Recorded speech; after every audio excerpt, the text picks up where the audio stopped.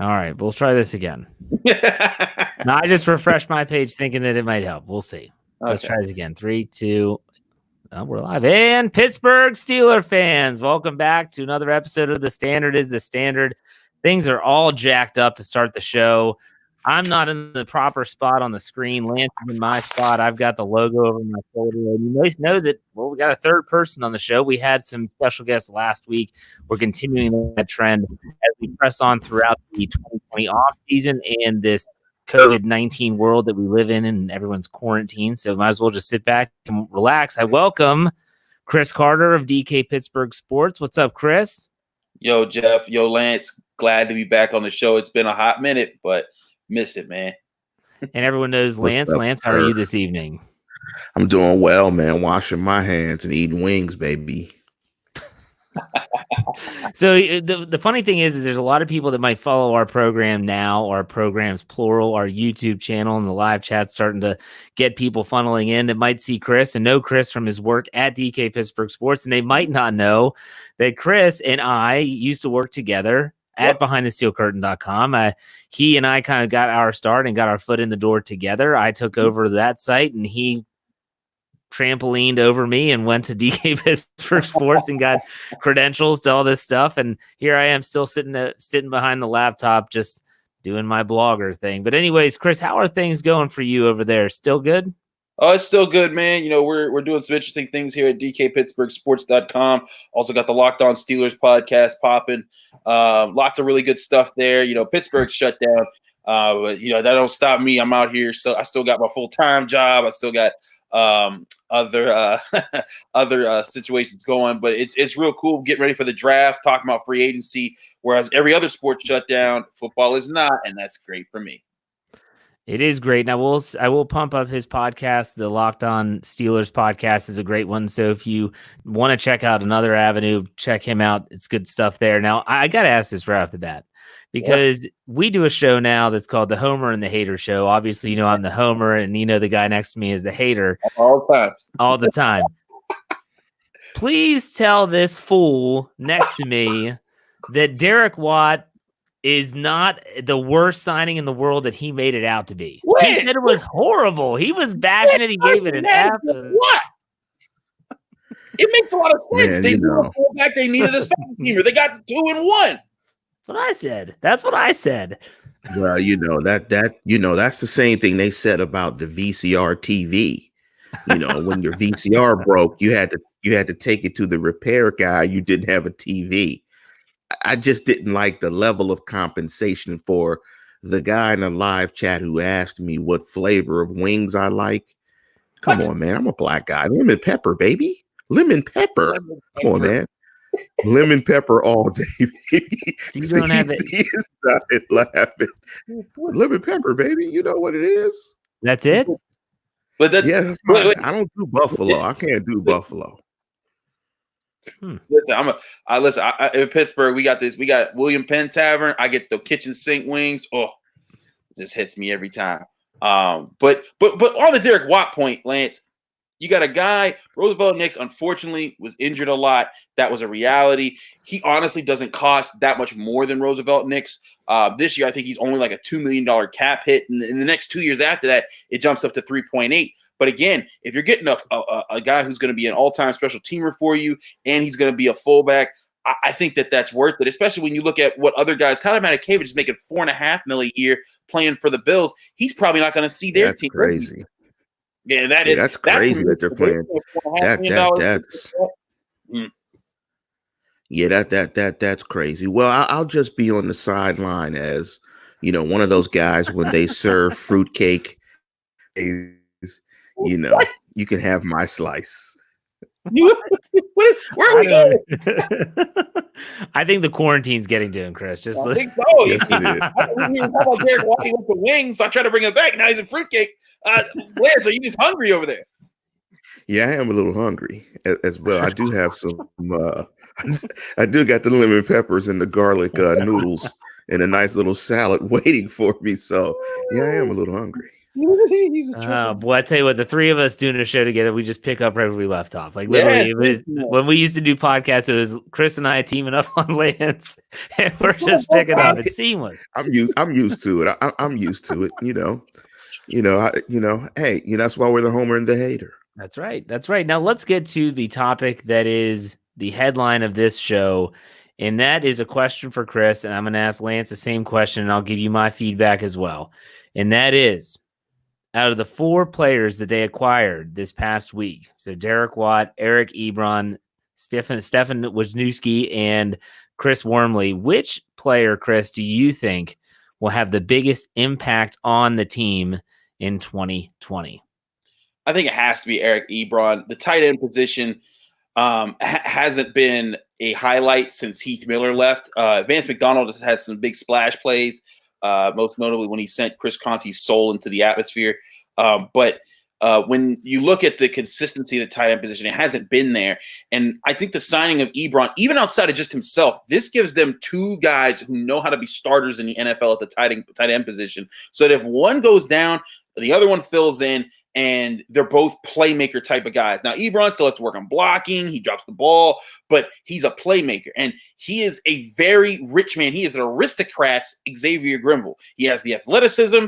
He's inconsistent at times, but he's nowhere near as inconsistent as Grimble was for the Steelers over the years. And when he gets the ball in his hands, he's a playmaker. He's a touchdown scorer. They need guys like that are going to change games for them. That's why I think Eric Ebron's the biggest signing here. Wisniewski might not even start. They're talking about Matt Fowler moving to guard, which I think would be a good move. Derek Watt, I think he's a utility. He's a utility guy. He's going to do really well for them there. But the playmaking ability, the touchdowns, which is what they're going to need this year. They're going to need to put up points this year. Ebron is going to be the guy that everyone kind of gets used to. It's like, man, it's a good signing there, right there. Go ahead, Lance. Do you have any questions about what he just said, or do you want to give your opinion? No, I don't disagree. I was going to go with Wisniewski because in watching Wisniewski play during the playoff stretch for Kansas City, I think you can slot him in at the left guard. And if they go left guard, let's say they go guard in the draft, it gives them time to develop that player. But just from a foundational standpoint, I think if you can slot him in as your starting left guard, you don't have to move Fowler, who played very well. And so there's less movement on your offensive line, easier to slot one veteran guy in that's played solid ball, great in pass protection. And I think what that does is solidifies your offensive line. It's not as many moving pieces, and it allows an Ebron and those weapons to flourish. But I do like the acquisition of Ebron. I think, and I'm going to ask CC the question about the personnel groupings a little bit later in the show, but I think it does give the Steelers a lot of versatility, adding two tight ends who can run in the seams and lift safeties and create space. I like that Wisniewski signing for the price and for the fact that I think he stabilizes your offensive line. You don't have to try to find two starters as opposed to one. Lance, I got to ask you a quick question. Which high school did you go to in Pittsburgh? I didn't go to high school in Pittsburgh. I went to grammar school in Pittsburgh. I went to college in Pittsburgh, though. Okay, my bad. I knew you went to CMU. I thought you went to okay. I thought you was a Central boy. I was about to be like, you just saying what? No. My cousin went to Central. I think my cousin played for Central at the same time. My cousin, unfortunately, God rest his dead, was the young player that died from Central who had the neck injury. Kyle Wilson. I remember that was my cousin, my younger cousin. So I think he played with Wisniewski. But I did have some cousins that went to Central as well. A lot of my family went to Oliver, Allegheny High. I had some people that went to Shenley, which is now closed. But yeah, I went to college in Pittsburgh. I did not go to high school in Pittsburgh. Gotcha. Yeah. Go ahead. Well, CC, I have a question. Do you really think that this is something that when they picked up Wisniewski, we were, myself, Lance, and even on other shows, we said they don't have to move Fowler now. Do you still think that's a viable option for the line? I feel like that would be a lot of moving pieces for someone you just got that's a veteran presence that could be that fill-in. Am I right? I do think so too, but I also think they got Wisniewski because they need a guy that they're willing to plug in at center or either guard position and not freak out. They need a guy who has experience, and this guy's got 2 Super Bowls. Heck, for the Chiefs, he didn't even play for the last 6 games of the regular season. They threw him in the playoffs as a starter, and he did very well. That's why the Chiefs fans were sad to see him go, is because they knew that, hey, if you needed him in a pinch, he was going to deliver for you and at least be consistent on the offensive line. I also think, from what I'm hearing amongst the team, there's a lot of excitement that Okorafor is going to be ready for this season, and that they want to get him in as the starting right tackle. And if that happens, then Matt Filer, who did a really good job against Aaron Donald at left guard this past year, you bump him over. Then you can allow Wisniewski to be your first replacement the way that B.J. Finney was. Maybe you still draft another interior offensive lineman. Then you're still looking at Zach Banner looking to fight to be either tackle position. They might have a lot more flexibility on the offensive line than a lot of people thought they would have coming into this season now. Did you hear that, Lance? Chooks Okorafor, right tackle. Wow, that's wild. He is not a fan. Why aren't you a fan? I just, man, he's a young guy, and I just think Filer's a much better player. Okay. You know, and you know, I just think Filer's a much better player. But it makes sense what you're saying, Chris. I mean, in terms of compensation, in terms of half pick succeeds cheap. If he succeeds, you get younger. You have your backup that can play multiple positions. So it all works. You know, if the young man can play, great. But when you watched Wiz play in those playoffs, I mean, Wiz was solid. Solid. I mean, when I watched him, I thought he was the normal starter. I mean, he was so solid. I mean, you know, he was one of the principal reasons why, you know, Patty Mahomes can run around and make those plays. Either way, I think the Steelers are in a good position. If Chucks pans out or Chooks pans out, it's a good thing. If he doesn't, Wisniewski is solid. So either way, I think they're in a good position with the acquisition of Wisniewski. Mm-hmm. Now, one of the acquisitions that I don't know much about, and I feel like the fan base as a whole, and Lance did some film study on him, he was sending me some images and everything like that, is the trade, the trade with the Ravens. They get Chris Wormley, defensive lineman. Chris, I'm sure you've broken down some film of him. Mm-hmm. Give fans or listeners or viewers kind of a synopsis of what they should expect from getting Wormley via trade. He was a Michigan product, 3rd-round pick, but what are we getting out of this guy? Well, the main thing is that he's a run-stopping interior defensive lineman. He's going to take on the gaps well. He's going to either make the tackle himself, or he's going to make sure that both Devin Bush and Vince Williams are clear behind him to make the tackles and help against the run, which ultimately is what they needed to address in the depth of the interior defensive line. The loss of Hargrave, everyone's talking about the pass rush, and the pass rush is important. It's good to have that third guy that can be line up inside and bring the heat up the middle. But the fact is that they got two premier interior rushers in Tuitt and Hayward. You need a guy now that can sub in for them and not get, and that's where they started to run into issues last year when Hargrave had to fill in as a starter, and you had Alulu and McCullers and Buggs. Now I think Buggs, he might take a leap. I like some of the tape I saw on him for being a 7th-round rookie or a 6th-round rookie, but ultimately, they still need a veteran to come in and help out there with Alulu. Alulu is very solid. He's going to do the job right, and he's going to be able to handle his business technique-wise. Wormley's another guy that you can trust him that, oh, hey, you know what? Lamar Jackson got 2 straight first downs there. Our guys are winded. Let's send in the B team. Wormley comes in now. If, say a team like the Ravens wants to run the ball on 1st and 2nd down, you can trust these guys to hold down their gaps. And if you force that 3rd and long, then you're saying, okay, now Hayward and Tuitt, they had a breather, get back out there. Now you got fresh legs and you're ready to go. But Wormley's there not to be a playmaker the way that Hargrave was, but to be the guy that says, hey, you know what? While I'm on the field, the run gaps in the middle are not going to be easy to get. You're going to have to double team me and work real hard to push me off the ball. And even then, I'm still going to try to hold you up so that the guys behind me can make the play and tackle the ball carrier. Lance, did you see anything in your film study? Yeah, you're spot on. You're spot on, CC, because when I watched him, he was a 3 technique guy, and typically the only thing he did was attack the A gap. I mean, it was almost like as I hear you say it, it looked like his role was simply to occupy 2 guys. Mm-hmm. Now, if he got penetration, it was great, but he was like the sacrificial lamb of the defensive line. You occupy 2, we're going to let other guys hunt. And he did it consistently over and over again. I mean, you can almost rinse, repeat, look at the film. He's the 3 technique guy. He's crashing the A gap. He's kind of holding guys up or penetrating slightly.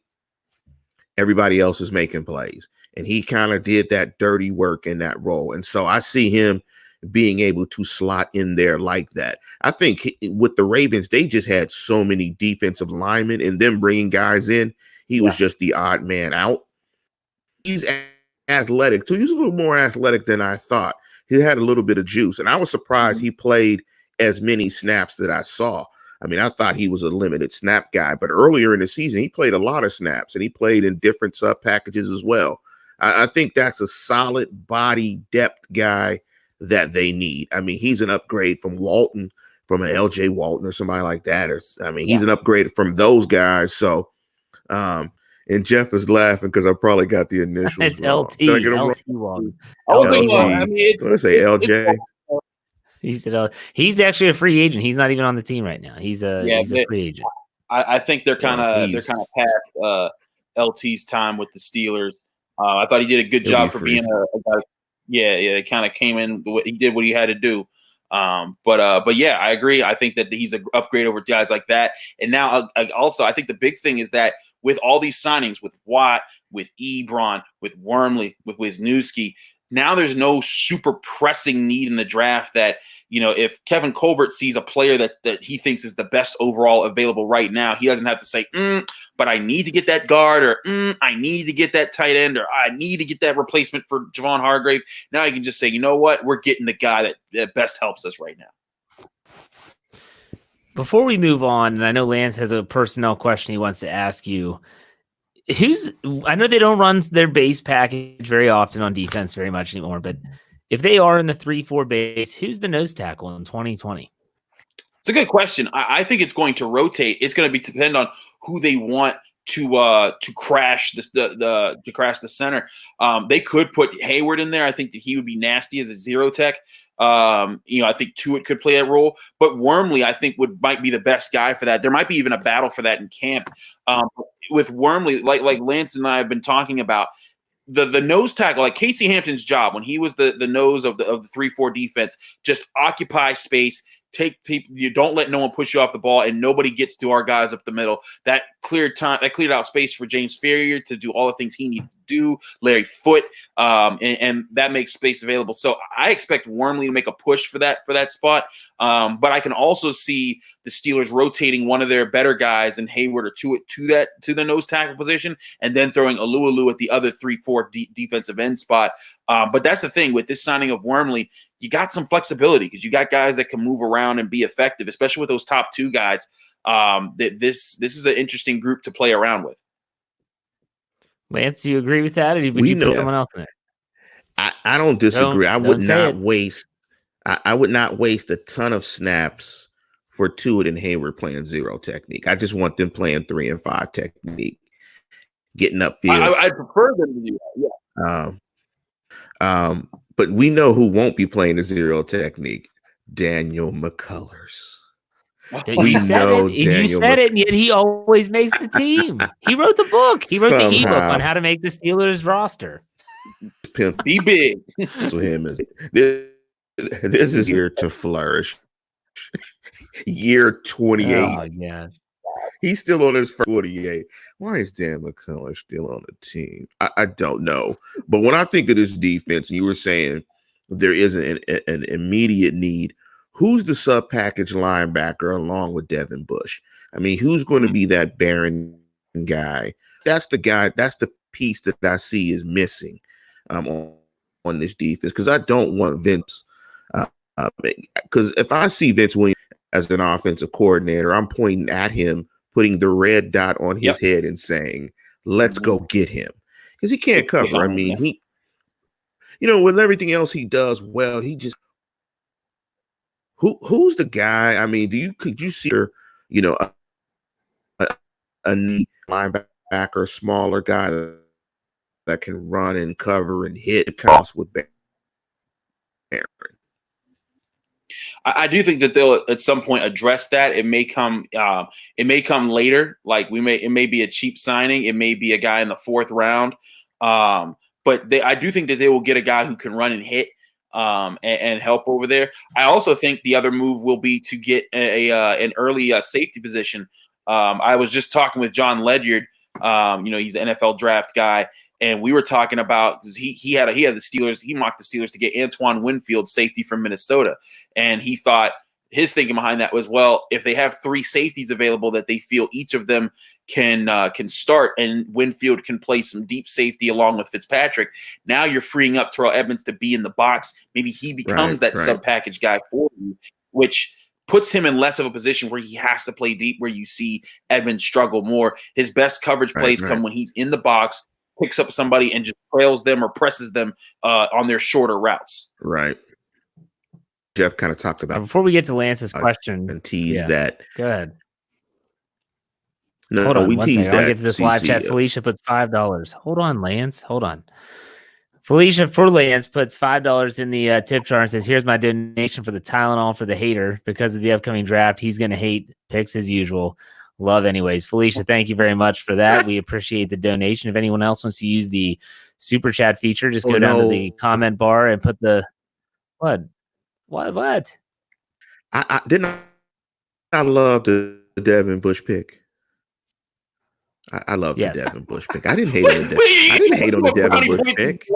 I didn't hate on the Devin Bush pick.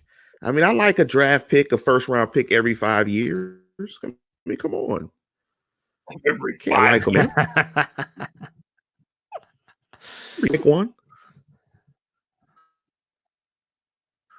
I mean, that's all right, Lance. Go ahead with your personnel question. For the personnel question, so you were talking about Ebron being, the great signing. The Steelers are primary a very 11 personnel.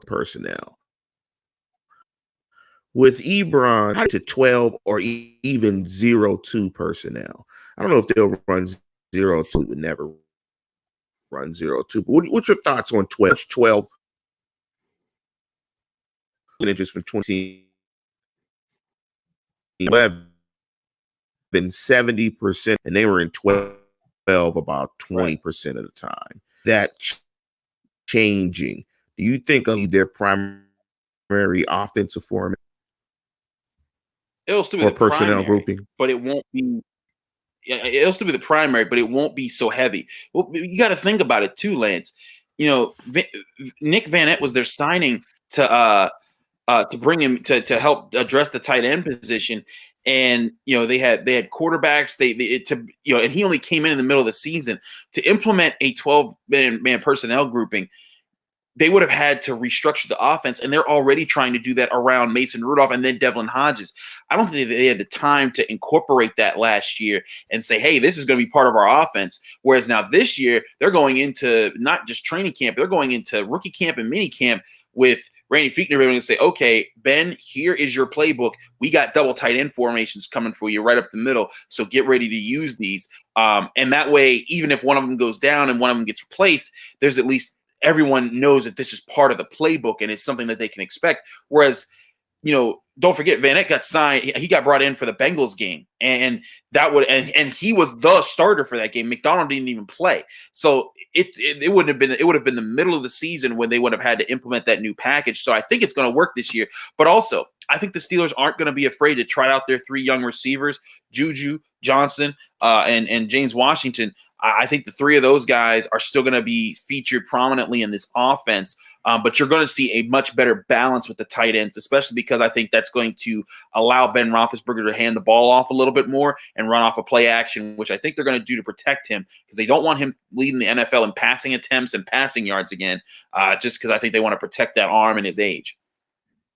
Now, the percentages were 70-20 last year. You think that could change to, let's say, 65, 25, 30. I'm just keeping it at 60, 30 on there. Yeah, I think 60-30 is a very good. I think that's a very good range there. I don't think. I don't think double tight end's gonna dominate the calls, but I think that when they get to the red zone, you're gonna see a lot of it. I think that's going to ease up, and I'll be really interested to see, can Randy Fichtner get them back to being one of the top red zone offenses? Because in 1 year with Ben, he made them the best red zone offense in the league.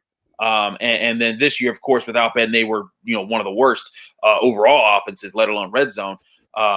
So yeah, I think that you're going to see a 60-30 sounds like a fair number. It might be higher on the 11 personnel package because I think they are going to try and run those. But don't forget that for years the reason that was the case was because they were so. And I'm interested to see how they address the draft. I really feel like they're going to draft a running back just the way that they've made their decisions so far. I look at that and I'm thinking, man, if they go this route, this could end up being very interesting for how they could run the ball behind two tight ends and then give Ben some options at play action and hitting some big guys over the middle. Before we get into the draft talk, and I have a couple questions for you about the upcoming draft. Have any inside info about old number 7, Mr. Grizzly Adams? Any reports or sound coming from the UPM? Well, not the UPMC Rooney facility because no one's there. But what are you hearing? What are you hearing about Ben's recovery? I mean, everything looks good from our front, but we're not there. Well, yeah, just the basic readout is that everyone's taking their time really slow. Ben feels very confident, but at the same time, you're going to feel really, what else is he supposed to say right now? Is he supposed to do what he did after that Jaguars game and say, I'm retiring? And he's not doing that. He knows that after this year, he only has a couple more chances at this, and he wants to win another Super Bowl.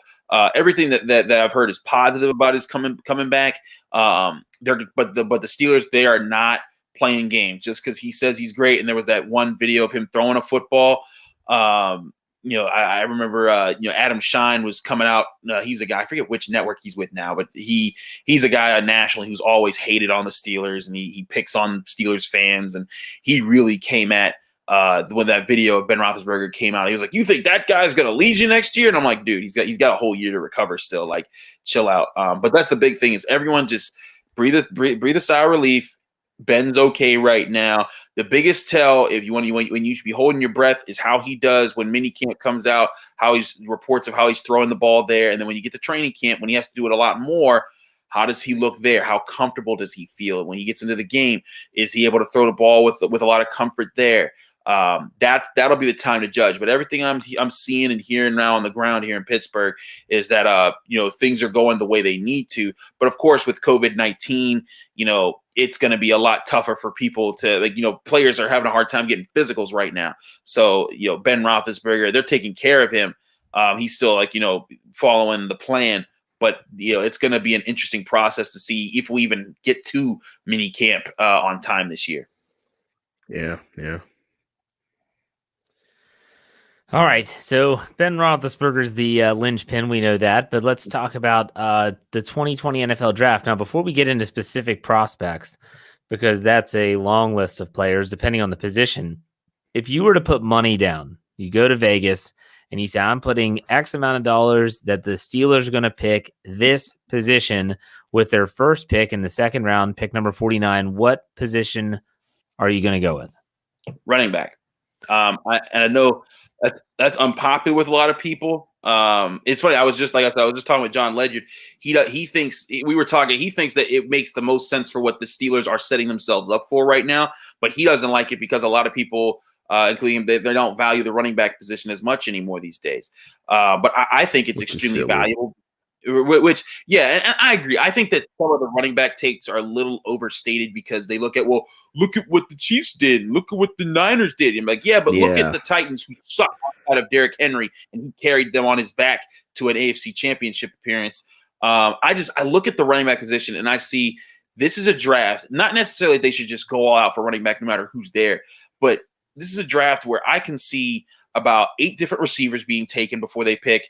I've had at times when I've done some of my own mocks, I've had as many as 12 or 13 offensive linemen come off the board before they pick. So a lot of people want to address the offensive line. This is not going to be the draft to do it at 49 and think that you're getting a top tier guy. Like all those guys, everyone knows, Wirfs, Thomas, all those guys, the top tackles are going to be off the board. But even like Lucas Nyong, I think is going to be gone.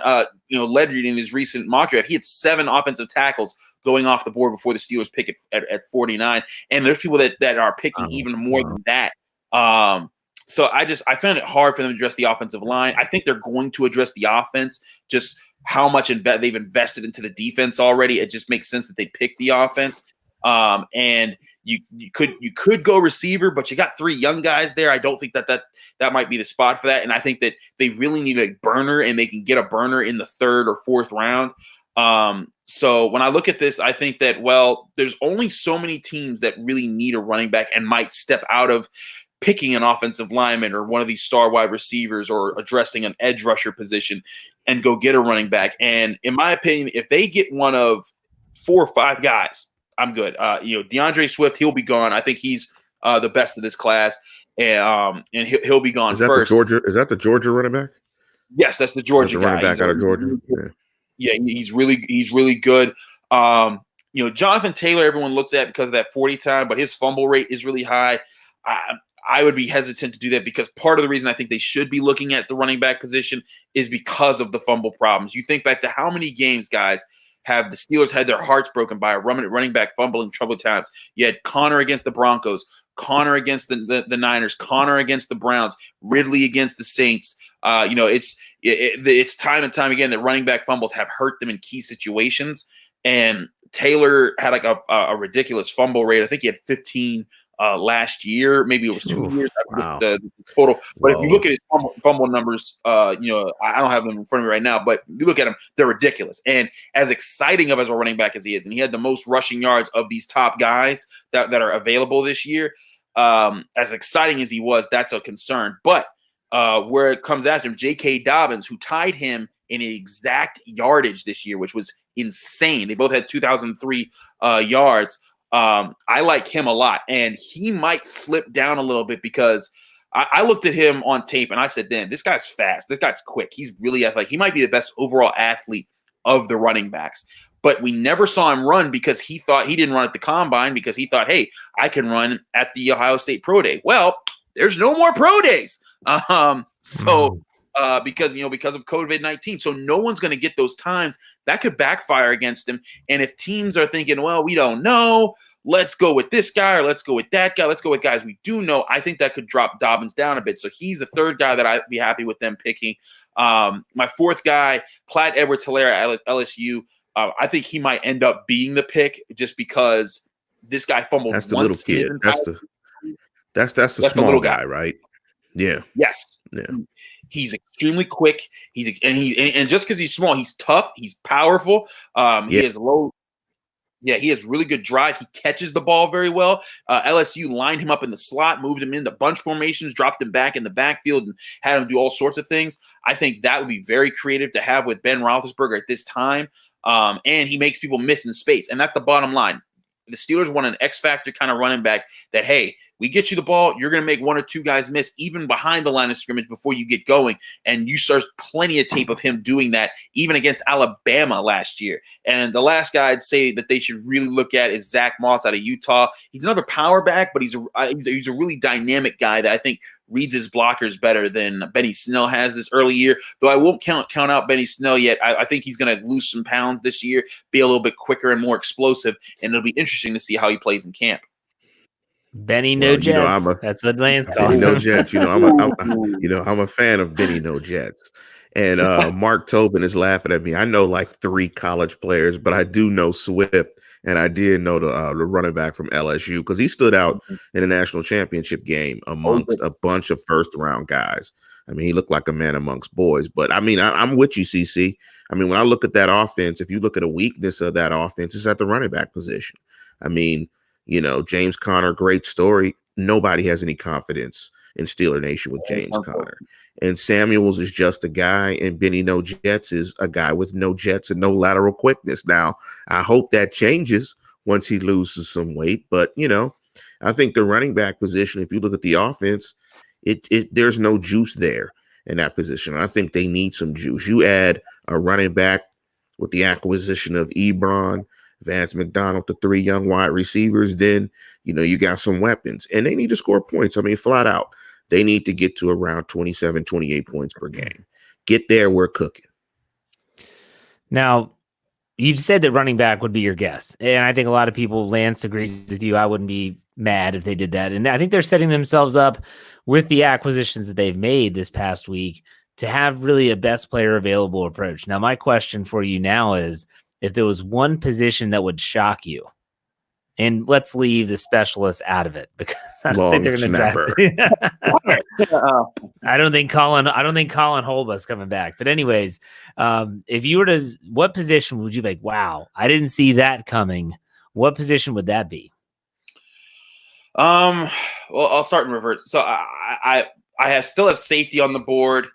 I think the most surprising would be a cornerback, simply because they've invested in Nelson, they've invested in Hayden, they've invested in they've tendered Hilton, they still have Sutton, they've drafted Lane, and I think that with all those moves, they'll draft a cornerback later, but not with the second round pick at 49.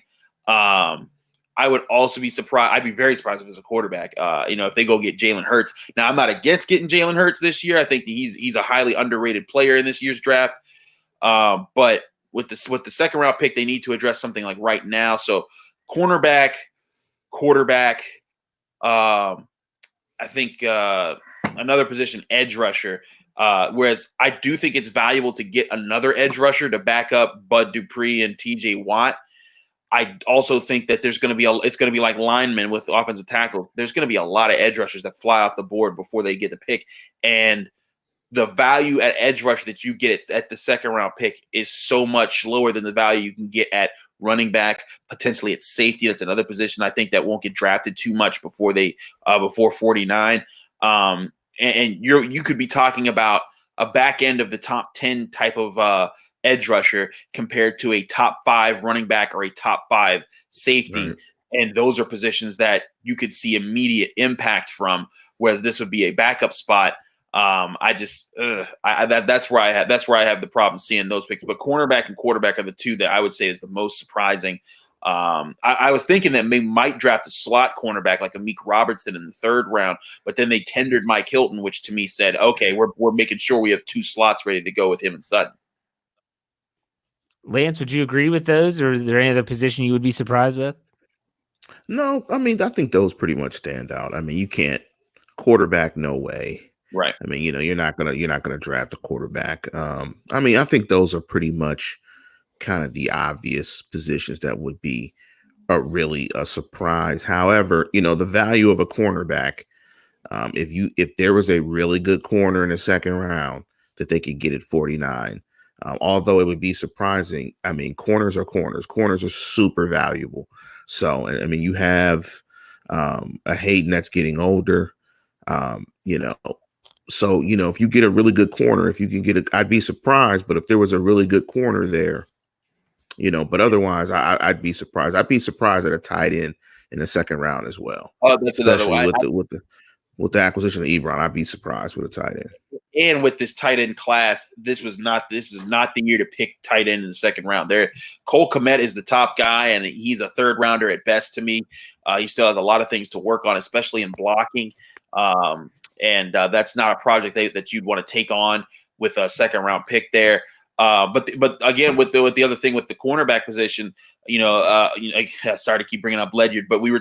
It's funny. We literally just spoke before we recorded this show, and in his mock draft, he had I think like 10 cornerbacks being drafted before the Steelers pick. Wow. And it's not necessarily crazy to think that, because that's just where we are in the NFL. Yeah, everyone values those guys, and if you're the Steelers, again, do you want a top 15 cornerback, or do you want a top 3 or top 5, guy at these other positions?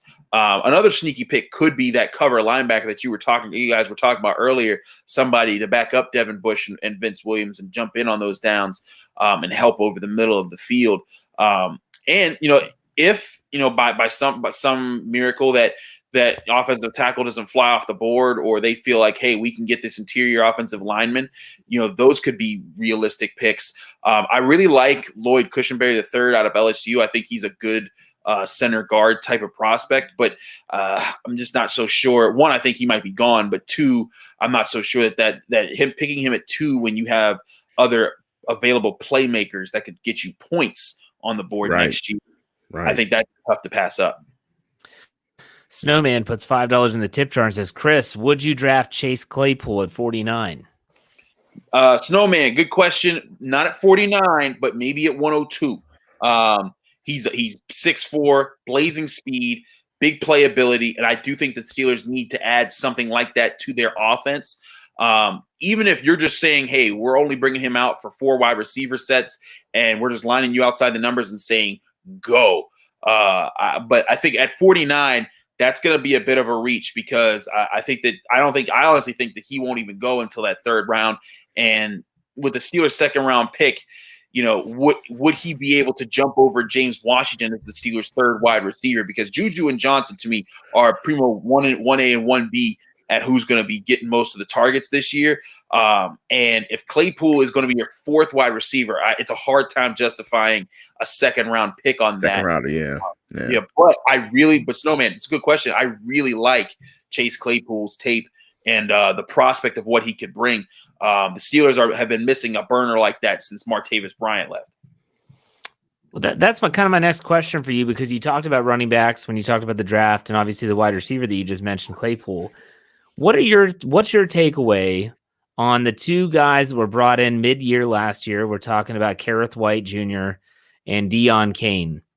Is there potential for either of these guys to make the team this year and have a role, or is it just kind of like they were brought in because the season they needed some help in the middle of the year? Injury bug was crazy, and they had to get that done. What are your thoughts on those 2 players for approaching 2020? First thought, Kareth White, I thought he did very well with the opportunity he was given.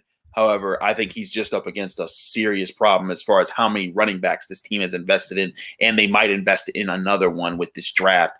And that'll be tough for him to be able to – I mean, think about it. They already got a fullback in Watt. They're going to have James Conner's still going to be on the roster. Benny Snell's still going to be on the roster. If they draft a running back, that's a 3rd running back.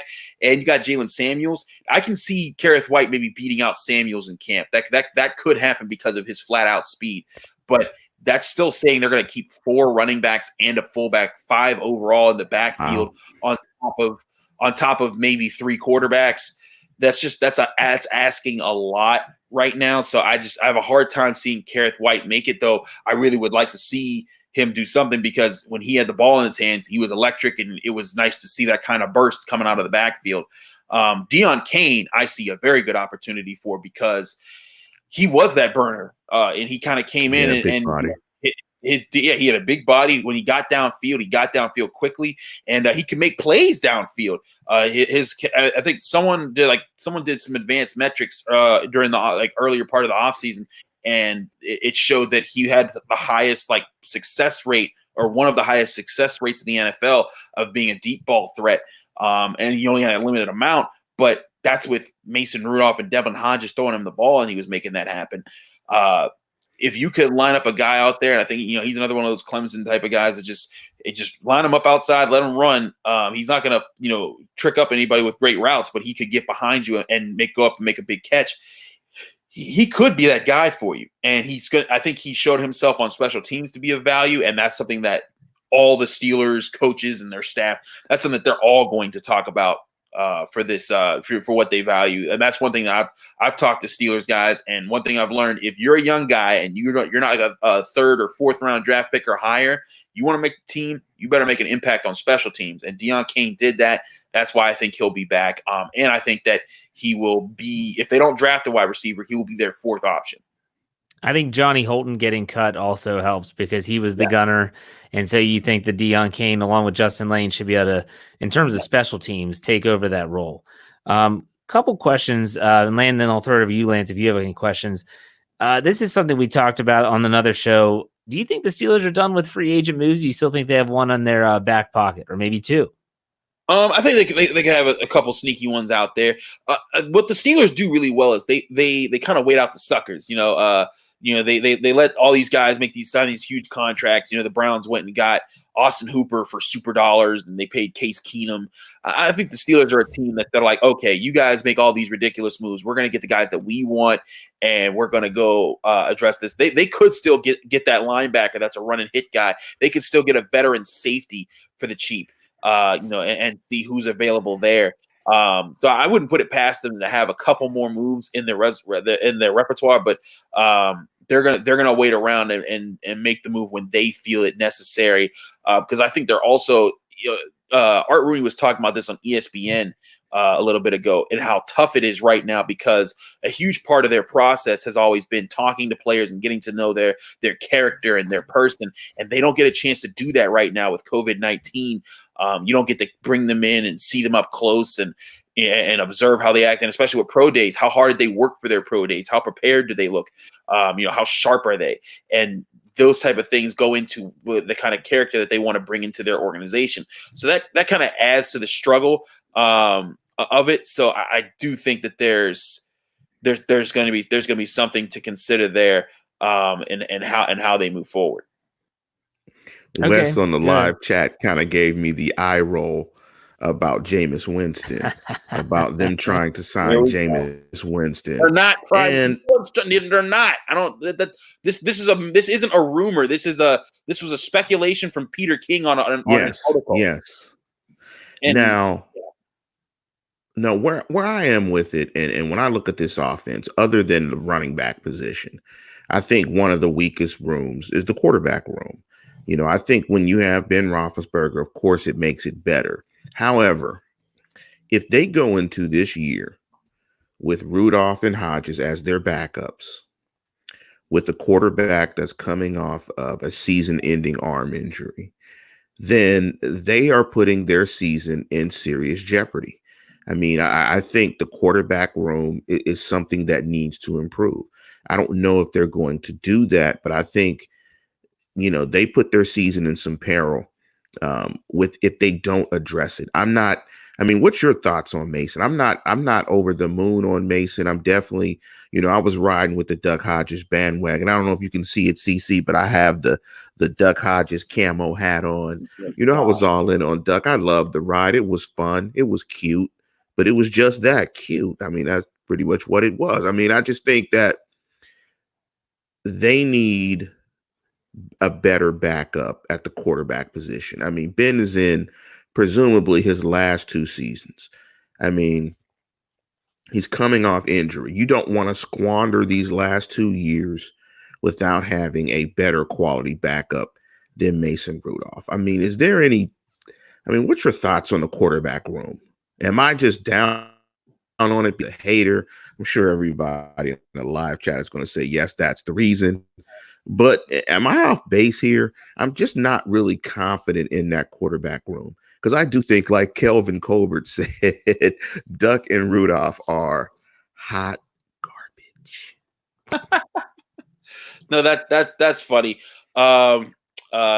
Okay, Kelvin, I see you. I agree. I do think they need to do something with the quarterback room. The problem is the situation they have right now. You look at the cap space that they made. They had 2 choices really coming off with all the restructures that they made. They could say, hey, do we get a backup quarterback, or do we address all these different positions and give Ben Roethlisberger the best chance to operate? Because if Ben goes down, the season's over. It's just like, Mason Rudolph, we saw him last year. The biggest thing you can hope for from Mason Rudolph is that he would be able to grow this year behind Ben Roethlisberger, spend some more time learning, and kind of get some mojo to him, so that in a couple years, if you want him to make it, somehow he makes a leap. But right now, I didn't see enough from him to show that he's ready to step in. And so I agree with you there. And Devin Hodges, you're exactly right. Listen, nobody had to deal with this Devin Hodges stuff more than me. My co-host Tony Serino on Locked On Steelers, and he's my homie and I love him, but he was so hype about Devin. And I'm telling you, not even before training, the first day of training camp, he came up to Pittsburgh. He lives in Florida. He flew out to Pittsburgh. We went to every training camp practice, and he was the first show we did at training camp, he was like, Chris, Devin Hodges is the man. And I was like, yeah, whatever. And then the whole summer he talks about him, and then he gets cut. And I'm like, thank you. Now you can shut the hell up. And then they traded Josh Dobbs. And then Devin Hodges came back, and I had to hear that. And then Ben Roethlisberger went down. And then he was like, maybe it could happen. And then Mason Rudolph went down. And then Devin Hodges won games. And I was like, Jesus Christ, I am living in hell. It was a nightmare. I'm telling you. But to Tony's credit, he had the Duck Brigade. Like, he is leading the Duck chants. And to this day, like, whenever he comes back on my podcast, I play DuckTales theme song, because that's his thing, man. So I get the Devin Hodges hype. That's it. Hype. He doesn't have an arm. He's not, he doesn't have any form of NFL arm. You can't put that out there consistently and expect success. They only won because they had a great defense, and the Steelers are a great organization that knows how to work around tough situations. But when push came to shove in those last 3 games, you saw it. Devlin didn't have it. Even if he had one aspect to his game, like Josh Allen, there were times he looked disheveled, times he didn't look like he had it all there, but there was something you could rely that he had a cannon of an arm and that could back people off. Throw that thing. He could throw that ball, and he could run the ball. And those 2 things, you knew if he could do, it at least scared opponents. Devlin had none of those things other than just being the guy that everybody liked. And that's not to downplay him. I think he did a great job for what he had.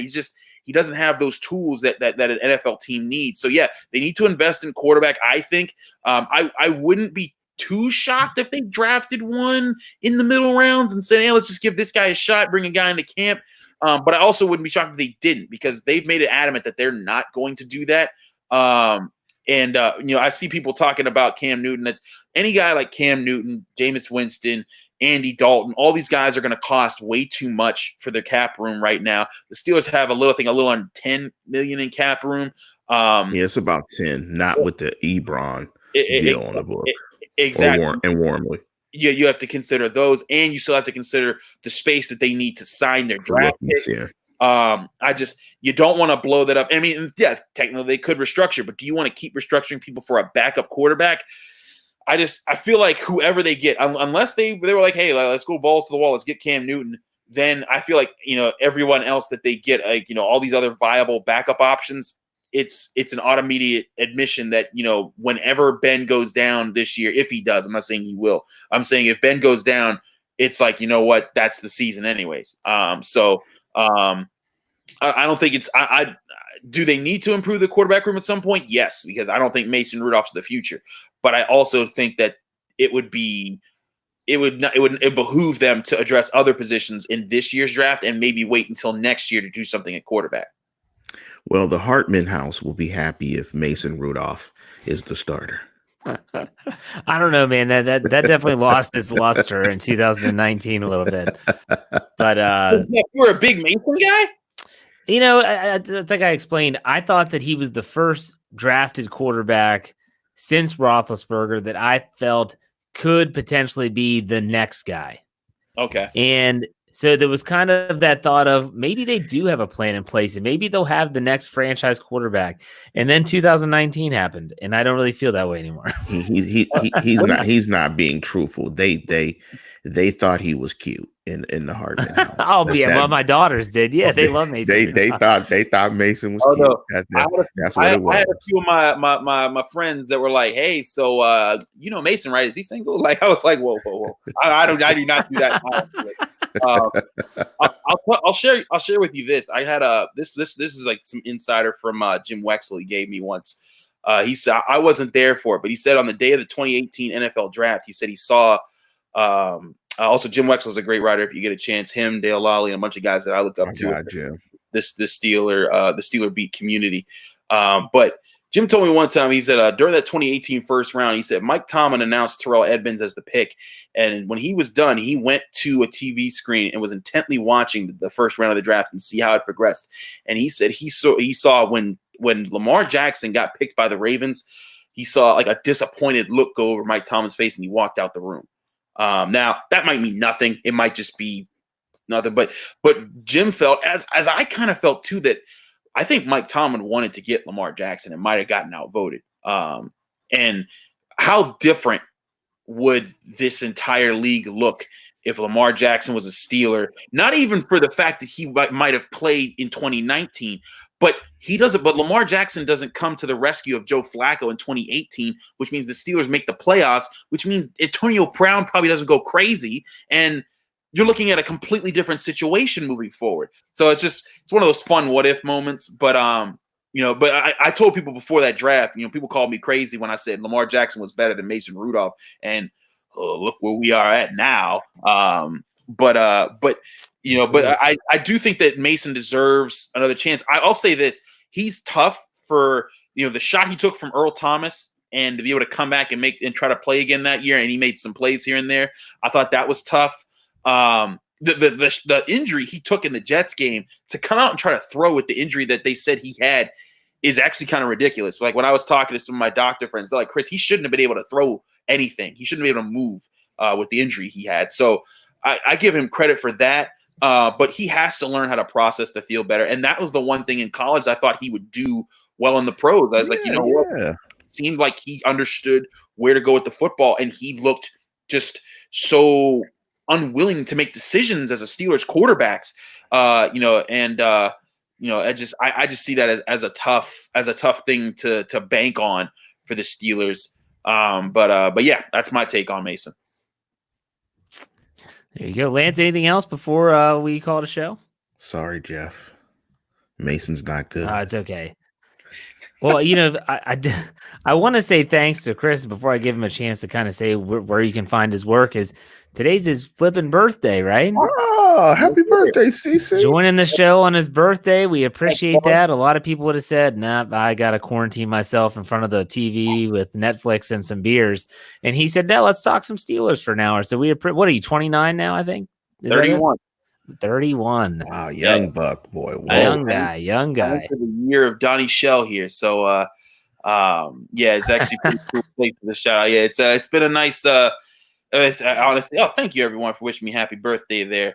It's actually crazy. Like I said, I'm an essential employee, so I'm still working through all this while I'm still doing my writing, while I'm still doing my podcasting and coming here. So it's been a pretty busy birthday, but I do plan to just chillax after this show and watch some think about watching that All-American show on Netflix. Thanks. I like that sweatshirt, CC, back there. Is that Harriet Tubman on the sweatshirt? That's Nina Simone right there, brother. Get your Nina Simone. Okay, you look a little fuzzy. I love Nina Simone. I love Nina Simone.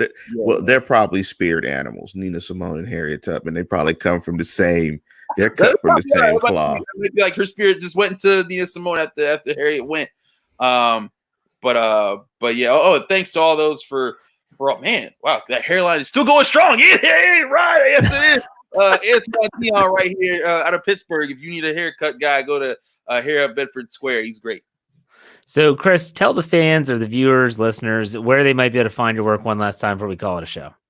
Again, thanks for all these happy birthdays. This is really cool. But you can find me on a lot of places. One on Twitter, if you want to follow me, at Carter Critiques. You'll follow me there. I'll follow you back. Hit me up at any point in time if you want. If you have questions, I'm always open to talk to people.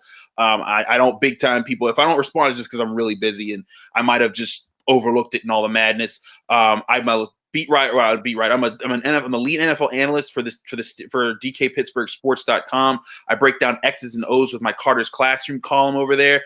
I'm covering the Steelers regularly. So if you want to know what's going on with the Steelers, the draft, free agency, check us out there. We cover the Steelers, the Pirates, the Penguins, Pitt.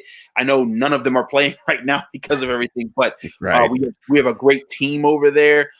Dale Lawley's a great beat writer that I learned behind every year. So check us out there at DKPittsburghSports.com. We do 99-cent trials if you want to just check us out for a month. I think right now actually we're having a huge sale because of all this stuff going on right now.